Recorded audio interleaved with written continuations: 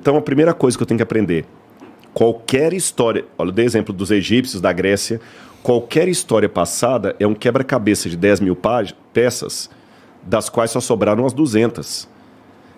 Então a pergunta não é se eu tenho um achado para cada parte da Bíblia.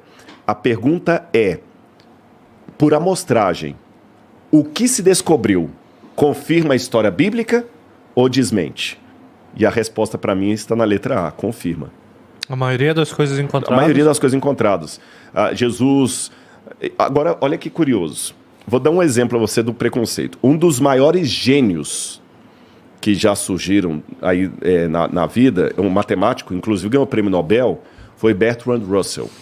Bertrand Russell, o cara era fenomenal. Porque eu também, assim, eu não ridicularizo o cara só porque ele está na outra plataforma. Eu discordo do Nietzsche, mas o Nietzsche era um gênio.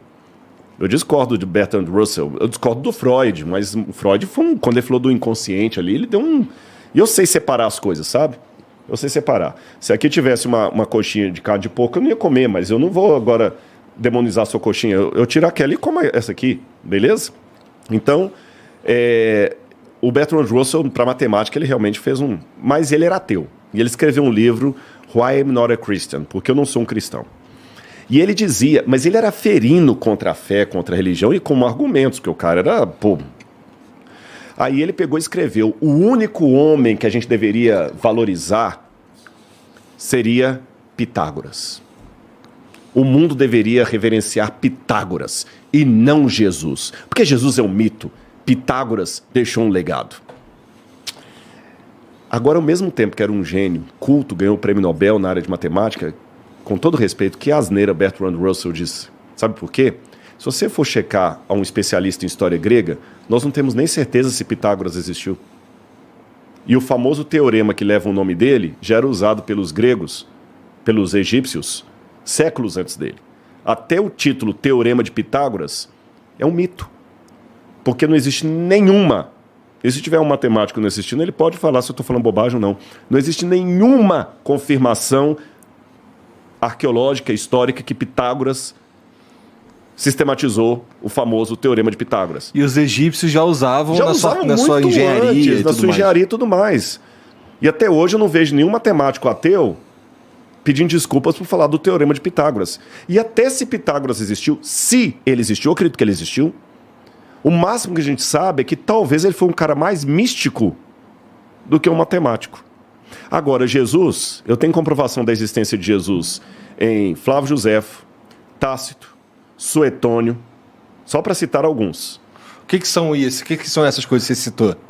Tácito e Suetônio, por exemplo, são autores romanos que confirmam a existência de Jesus de Nazaré. Da época, do primeiro século. Você encontrou esses textos. Sim, a humanidade encontrou esses textos. O Flávio Josefo, o Tácito e Suetônio estão no final do primeiro século. Flávio Josefo está na segunda metade do primeiro século. Você tem outro também agora que eu vou lembrar. O Talmud babilônico. O Talmud também menciona Jesus. Então nós temos mais evidências históricas sobre Jesus do que sobre Pitágoras. Aí vem o camarada lá, genial, Bertrand Russell, e fala, Jesus era um mito, Pitágoras que era histórico. Desculpa, aí do ponto de vista histórico, ele que está sendo crédulo.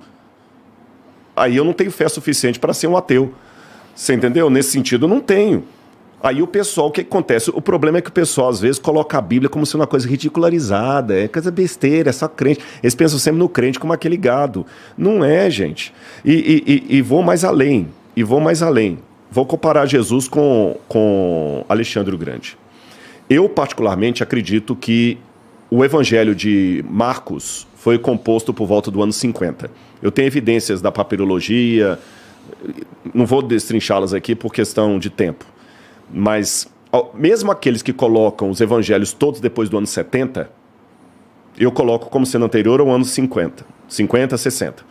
Mas mesmo aqueles que colocam os evangelhos depois do ano 70, os evangelhos estão distantes de Jesus 30 anos. Só que a biografia de Alexandre, mais antiga, está distante dele 300 anos. E dessa biografia de Alexandre, que está distante dele 300 anos, a cópia mais antiga que eu tenho está mais 300 anos na frente. Então, eu tenho que supor que essa cópia de 300 anos depois, esteja fiel...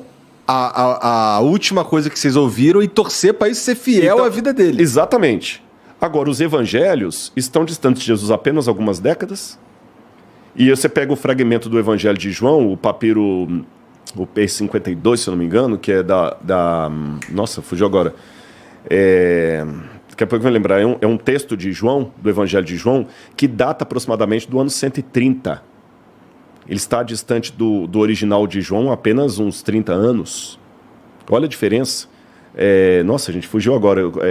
O nome do papel é o P... a gente tem um nome, acho que é o P52, se não me engano. A gente data, coloca o Johns Rylands, é o nome vulgar dele é Johns Rylands, porque ele está na biblioteca de Johns Rylands, mas ele tem o número técnico dele. Aí você pega... Vou dar um último exemplo para vocês aqui. Eu estou contando tudo isso porque a galera que está assistindo não imagina que o lado da crença tem todo esse academicismo que estou apresentando. Eu não imaginava. Vou pegar dos livros antigos da humanidade, o único livro mais bem documentado em termos de cópia é a Ilíada de Homero. A Ilíada de Homero. Esse tem muitas cópias. Tem umas 1000... Estou falando cópias antes da invenção da escrita, tá? Da imprensa, de Gutenberg. Nós temos umas 1.400 cópias da Ilíada de Homero. Fora a Ilíada de Homero, quando eu pego, por exemplo, as Guerras Gaulesas de Júlio César, eu tenho 6 cópias. Quando você pega a Ética Nicômaco de Aristóteles, você tem talvez umas 12 cópias. Quando você pega a Tetralogia, você tem umas 5, 6 cópias. Uma disparidade absurda. Aí quando eu pego só o Novo Testamento grego, eu tenho mais de 5.800 cópias. Só o Novo Testamento em grego. Não estou contando as cópias em hebraico. Quando tu fala Novo Testamento, é todo o Novo Testamento? Todo o Novo Testamento. Eu tenho mais de 5.800. É possível que não tenha se deturbado alguma coisa aí. Não, pelo contrário. Quanto maior o número de cópias, é o inverso. Quanto maior o número de cópias, maior é a chance de eu saber como era o original. Nossa, que curioso. O porque oposto, você, tecnicamente falando, é o consegue contrário. comparar o que tem de diferente entre esse monte de cópias. Exatamente. Por quê? Porque se eu só tenho 2 cópias disso aqui, e uma está falando Bernardo, outra está falando mercado... Não, aí ferrou. Eu tenho 50% de chance de estar certo uma ou outra. Agora, se eu tenho 10 cópias e 9 estão falando mercado e só uma está falando Bernardo, eu consigo saber qual que era o original. Sim. Você entendeu? E isso eu estou contando só o texto grego. Que se eu pegar as traduções dos pais da igreja, as primeiras traduções da Bíblia ali, eu vou para mais de 42 mil cópias da Bíblia. Agora que vem o irônico da história. Nenhum livro, nem a Eneida de Virgílio, nem os diários de Marco Aurélio, nada, nenhum livro foi tão perseguido, proibido e destruído quanto a Bíblia Sagrada. E naquela época, fazer uma cópia de um livro era como construir um Rolls Royce manualmente, porque era muito caro o papiro. E os cristãos eram pobres na sua maioria. Eram pobres. E muitas Bíblias foram queimadas, destruídas. Na época de Diocleciano, por exemplo, ele mandou queimar todas as Bíblias. E mesmo quando o catolicismo teve a sua hegemonia na Europa, havia um cânon, por exemplo, eu vou lembrar qual é o nome do Papa aqui, que ele proibia os cristãos de terem Bíblias. E Bíblias eram queimadas a rodo. Nenhum livro foi tão queimado. Agora, olha o contraste da história. A Bíblia foi o livro mais queimado, mais destruído, mais proscrito, mais proibido, e é o livro que deixou a maior quantidade de cópias manuscritas. Os livros que não eram proibidos não foram tão bem